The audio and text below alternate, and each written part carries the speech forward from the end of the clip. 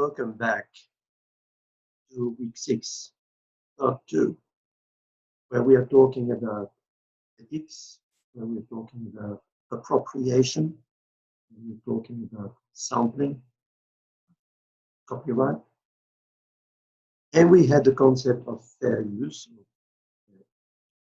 American concept, we've got the same concept in Australia, and then we may question fair use and say, what is unfair use?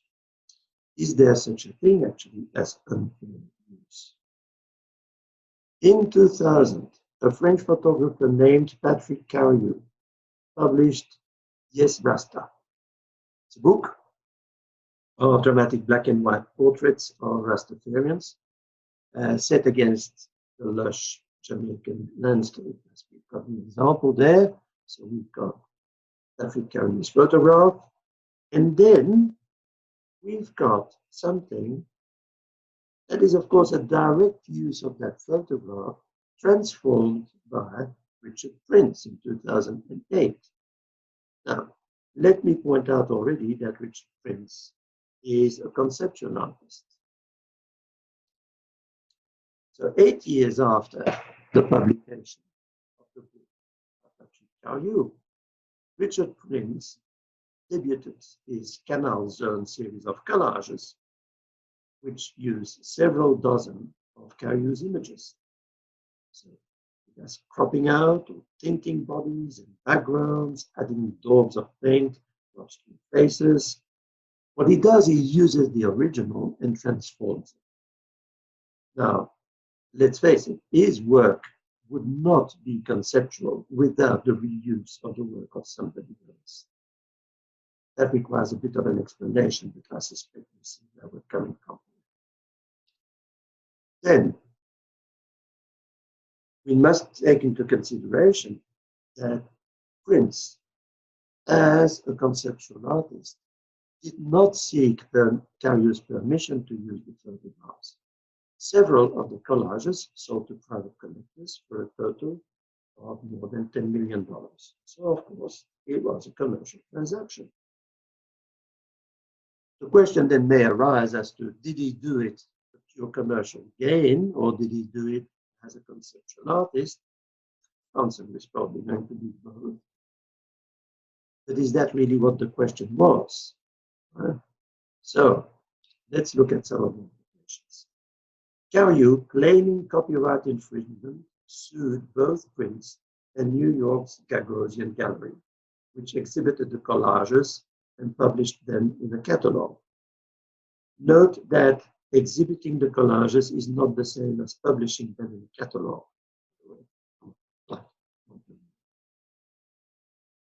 Now, the photographer won the case in New York District Court in 2011. And so a judge ordered Prince to destroy the unsold paintings, which already raises some questions. Why destroy the unsold paintings? So Prince appealed, arguing that his work fell under US copyright law's fair use exemption because of its transformative nature. It could actually be argued to a certain degree that it's not just transformative, but that it falls under the concept of parody.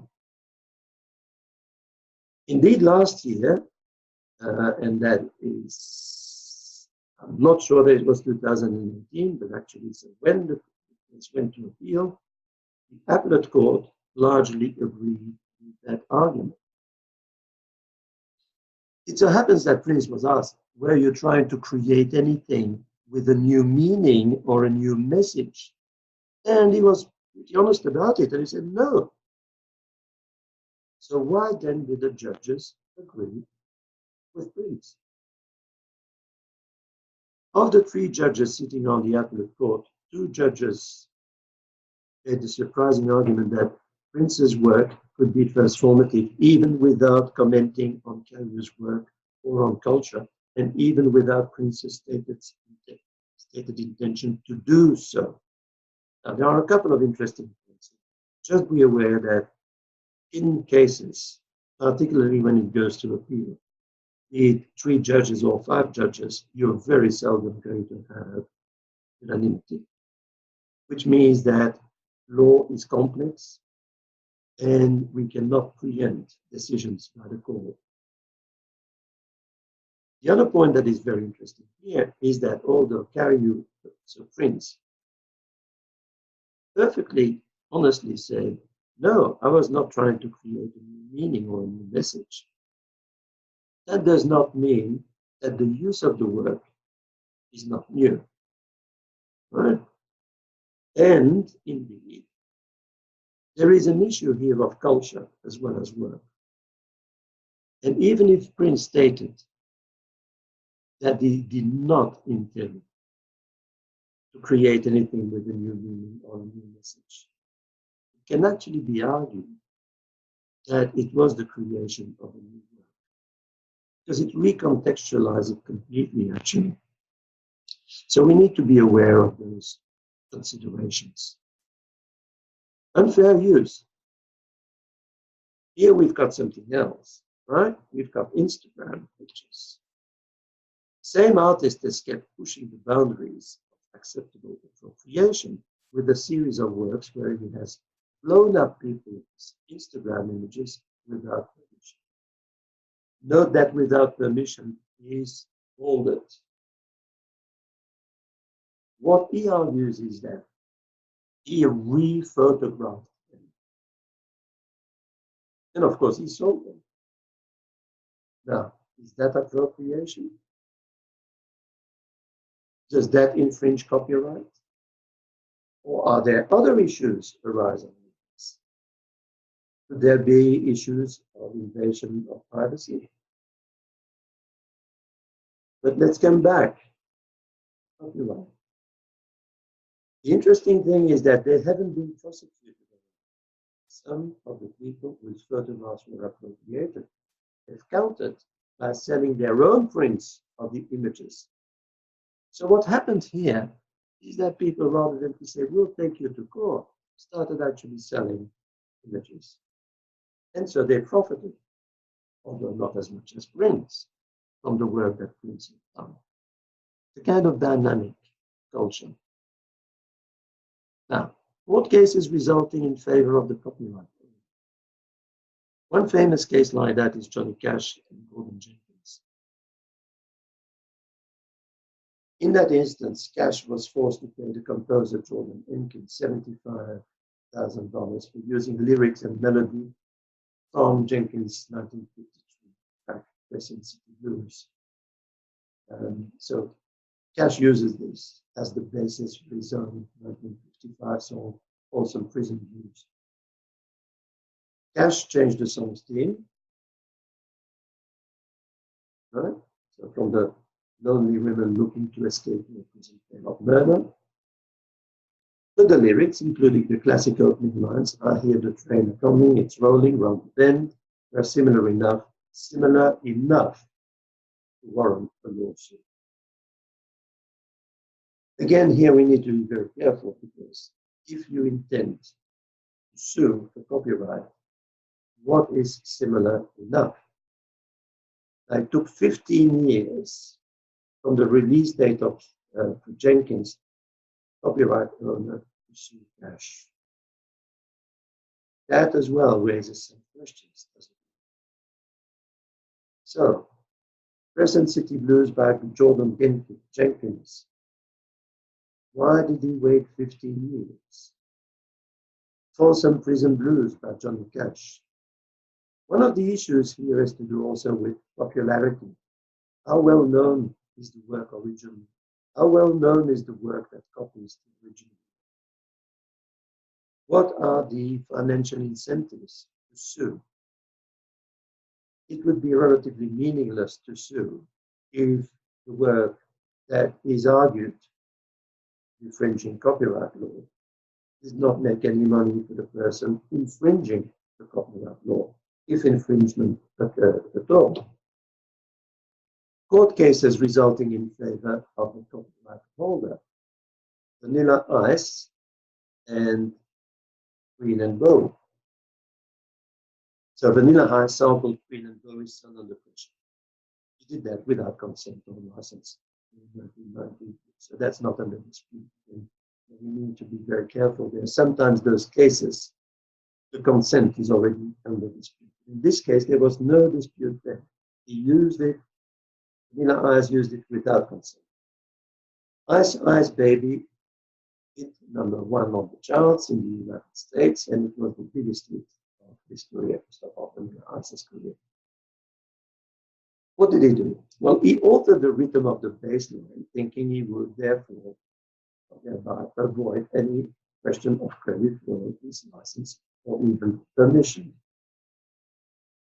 What's interesting here is that the case never went to court, as it was clear that Vanilla Ice had stolen the sample without permission. So what he did, he settled out of court with Queen and Bowie for an undisclosed, and as mentioned there, but probably, very likely, very high amount. Those things happen relatively frequently in any form of creative pursuit, but any form of commerce, by the way. If there is an issue where you were supposed to seek consent, didn't, settling out of court is probably a better way than to force the issue into court, and then we can then to even larger amounts. So, Ice Ice Baby has been released in many different versions since then, with all of the legal procedures followed.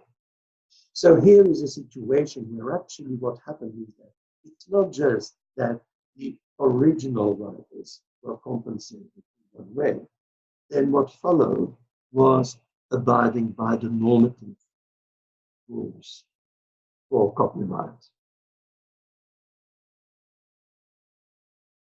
You may want to check actually the Vanilla Ice and TV interview. That is simply some of the research that we can do for this week. And now let's look at Mannion and Coarse. By the way, you may notice that I say Mannion and Coarse because that's the way that we refer to cases. We do not refer to Mannion versus Coarse. We refer to Mannion and Coarse, irrespective of the way that it is written on the screen. Jonathan Mannion photographed an iconic image of baseball player Kevin Garnett for Slam magazine. So the beer brand Coors recreated the photo for an LA billboard advertisement. Okay. What did the code find? Well, it found that 1, rendition, 2, timing, and 3, creation of the subject can be influenced by copyrightability of a photograph, and so therefore the court ruled in favor of the photograph. Note, by the way, that it requires a combination of 1, rendition, 2, timing, and 3, creation of the subject. Not 4. It required all 3 points to be proven. Mannion and Coarse, what happened then? His victory was very significant. Copyright cases like these value the look and feel of a photo. So just be aware of that.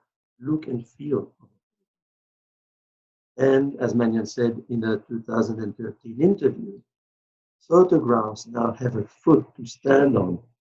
Photographers now have a foot to stand on when others change their image commercial gain.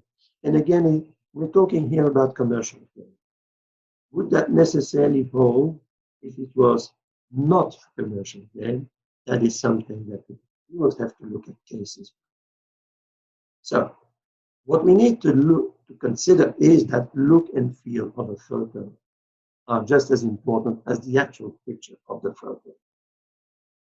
Make sure that if you use photographs, that you check copyright. But that is true for any art form, by the way. So, appropriation and digital sampling. What are we talking about? In his first public comments on the long, expensive and controversial court case over his song Blurred Lines, Pharrell Williams has warned that the entertainment industry, as we know it, will be frozen in litigation if this becomes a precedent. Indeed, one of the issues that we are dealing with here is that if we prevent people from reusing material that exists in our culture, then how are we going to produce new work? By definition, new work must be based on some form of work that exists. What are the limits? And so one of the arguments goes that the verdict handicaps any creator out there who is making something that might be inspired by something else. And as William said, it applies to fashion, music, design, anything. Now, 7.4 million has been awarded to the Gay Estate and Bridgeport Music, the publisher, and that is the TIC case. The TIC have filed an appeal with the Ninth Circuit Court of Appeals. Now, that needs to be put in context as well. George Clinton, once the leader of Funkadelic, who actually came to Australia not that long ago, and since he left the confines of Bridgeport, has since feuded over the years with Bridgeport. He tweeted saying that there is no connection between the two songs. Again, here we are looking also at the position of Clinton, right? George Clinton is the musician. He was the leader of Funkadelic. Arguably, he was the one who actually developed that style. And we've got plenty of interviews to support that argument. Additionally, over 200 musicians have come out in support, with concerns that the verdict threatens any artist creating new music that is inspired by prior works. And indeed, it is relatively interesting to consider that what had been copied, the music of Funkadelic or the music of Marvin Gaye, was also inspired by prior works. Should they have been sued? So, appropriation and digital sampling. What is it? How far can it go? Well, one of the issues that we need to deal with is what if it is done for purely commercial reasons? What if it is done based on the law, not as a means of supporting creativity and the copyright that reside with the author, but simply as a means of taking people to court? So, court cases won by sample trolls have set a very negative precedent. I must admit here that that is an opinion that I share, which is why I said very negative precedent. But it is open to discussion. So, what is a sample troll? Well, a sample troll is an individual or a company who purchases copyrights from another artist and enforces those copyrights aggressively for the purposes of making money through litigation. That is the purpose. The purpose is not to protect work, but to make money through litigation by referring to copyright. So, let us give an example. Tough America, it's a New York-based record label, and as according to many sources, it is a sample troll. And so Tough America has a history of such suits. The company has purchased the copyrights of countless artists, especially African American artists, ranging from hitmakers like Tina Turner to more obscure artists, including George Beck, for instance. Now, here is a case, the Beastie Boys and Tough America. Tough America, on behalf of Trouble Funk, which is a R&B group from the 80s, filed a lawsuit against the Beastie Boys. So, what was the case? Copyright infringement for incorporating samples of 2 Trouble Funk recordings on 4 Beastie Boys recordings in May 2012. What was sad, by the way, is that it happened to fall the same day that Evan George passed away. But one of the issues arising immediately when you look at that, or should arise, is 2 Trouble Funk recordings on 4 Beastie Boys recordings. Now, the 4 Beastie Boys recordings could not be identical. So what did they do with the 2 Trouble Funk samples? In Tough's America original complaint, plaintiffs at Tough America stated, only after conducting a careful audio analysis was it able to determine that the Beastie Boys had sampled its music. So here, as mentioned in blue, that case presents some really complex issues of copyright law. Because, note, after conducting a careful audio analysis, only after conducting a careful audio analysis. If the copying was so minimal as to avoid detection, was the appropriation sufficiently substantial to be deemed an infringement? So according to an update printed by the Hollywood Reporter, and that's in 2015, in the end, the judge, which is Justice Nathan, says it doesn't matter. So, read that again. Justice Nathan says it doesn't matter. She writes that the focus of the relevant inquiry is on whether the samples taken from the troubled funk songs constitute a substantial portion of the original song. It is not on the audibility or import of importance of the troubled funk samples in the corresponding Beastie Boys songs. Again, I would suggest that this argument by Justice Nathan would be questionable or should be questioned. So instead, what Justice Nathan stated is that whether the protectable elements of the samples are quantitatively and qualitatively significant to the original song. So now it's not how it is used, but how significant it was to the original. That is a strange shift to a certain degree, and something that we may want to discuss in workshops. So, what were the 6 samples in question? She takes a look at 6 samples at issue and comes to different conclusions. So that's Justice Nathan.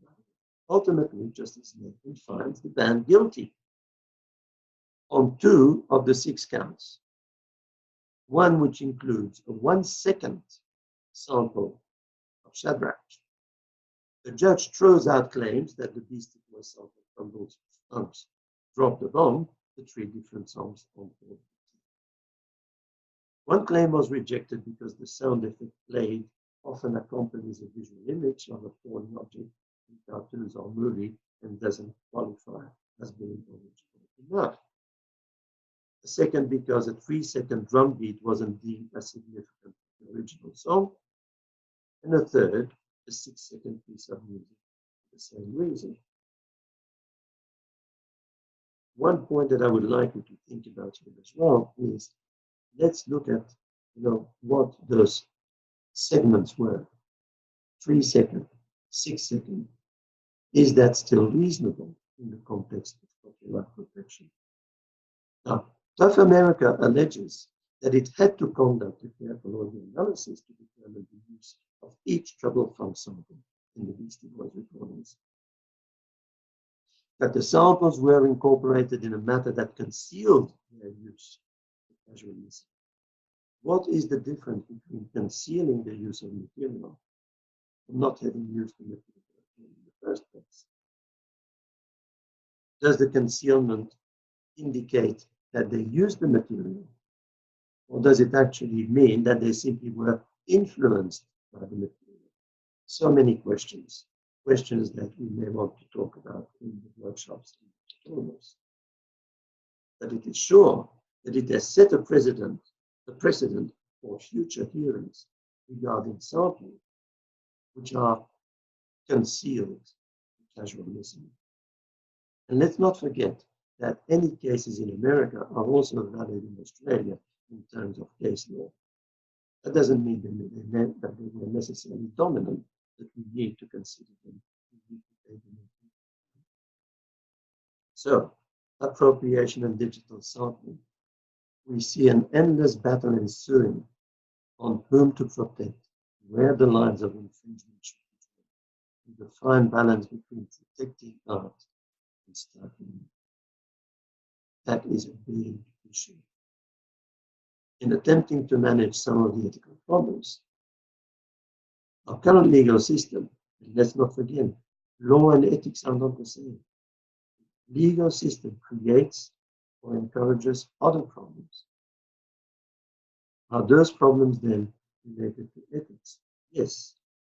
Are ethics necessarily still associated with the law, or are they in contradiction to the law? Is the law contradicting some of the ethics of creation? So let's look at that again. In attempting to manage some of the ethical problems around creativity, our current legal systems create or encourage other problems, seemingly offering power to those with the best legal representation. In that context, it may be worth critically thinking about the fact that legal representation refers to the fact that we're talking with people in the legal profession, and that the laws are defined in part by the legal profession, and of course by the judges, and also by statute law. And very often, of course, statute law is defined by lawyers. There are a number of issues here arising in terms of conflict of interest as well, perhaps. So some see this system as broken, and therefore we must ask a very simple question. Do you think this is fair? What do you think is fair? What would be a fair approach to copyright, and what would be a fair approach to bringing copyright issues? I suggest you think about that and then talk about it in the tutorials and the workshops.